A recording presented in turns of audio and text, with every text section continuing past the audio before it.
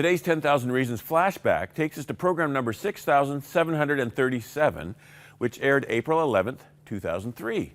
The guest was Nicky Cruz, the once hard-hearted warlord of one of the most notorious street gangs in New York City. What touched him deeply was the love of Jesus shining through the eyes of a street preacher named David Wilkerson, who would later launch the Teen Challenge ministry. It was that love, which Nicky had never experienced before, that drew him to attend a service where Wilkerson was preaching. Let's let Nicky pick up the story there.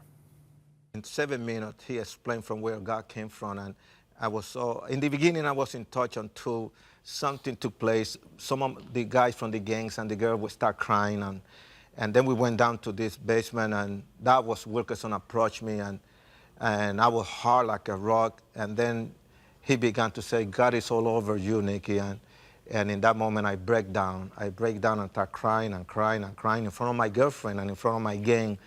And right there I collapsed in the arms of Jesus Christ, and I let him love me, and I asked him to help me, and I begged him to forgive me for what I did wrong.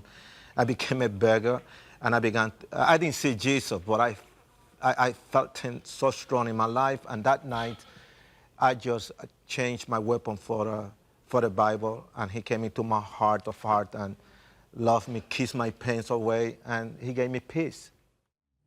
Well, that experience dramatically changed Nicky's life, and over 15 million copies of his story, The Cross and the Switchblade by David Wilkerson, has been distributed all over the world in 30 languages.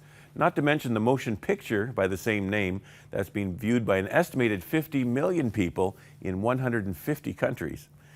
Today at age 76, Nicky continues to do what he's been doing all these many years, sharing the good news of Jesus that can soften the most hard-hearted person and transform a life from the inside out. That's just a quick flashback as we look forward to program 10,000.